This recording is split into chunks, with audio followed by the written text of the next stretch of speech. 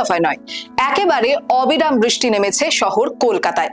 সকাল থেকে আকাশ ঢেকে রয়েছে ঘন মেঘের চাদরে। শহরের অলিগলি থেকে রাজপথ সর্বত্রই এখন জলের রাজত্ব। কেবল কলকাতা নয়, উত্তর ও দক্ষিণ দুবঙ্গেই বজ্রবিদ্যুৎ সহ দফায় দফায় ঝমঝমিয়ে বৃষ্টি হচ্ছে।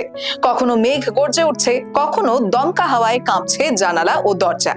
কলকাতার তাপমাত্রা এক ধাক্কায় বেশ কিছুটা কমে গিয়েছে। বুধবার সর্বনিম্ন তাপমাত্রা 25.7 ডিগ্রি সেলসিয়াস।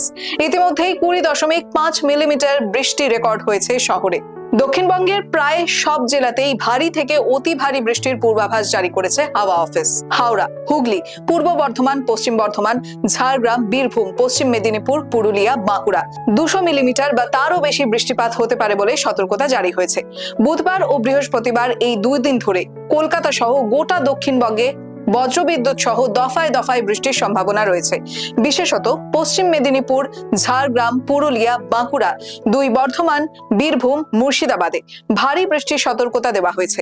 দক্ষিণ 24 পরগনা এবং পূর্ব মেদিনীপুরেও রবিবারের মধ্যে বৃষ্টির পরিমাণ বাড়বে। পিছিয়ে নেই উত্তরবঙ্গ। জলপাইগুড়ি, উত্তর দিনাজপুর, দার্জিলিং, কালিম্পং, কোচবিহার, আলিপুরদুয়ারে ভারী বৃষ্টির পূর্বাভাস রয়েছে। দার্জিলিং, মালদা ও 2 দিনাজপুরেও একাধিক জায়গায় বৃষ্টির দাপট বাড়বে বৃহস্পতিবারের মধ্যে, এমনটাই জানিয়েছে হাওয়া অফিস। The wall bureau.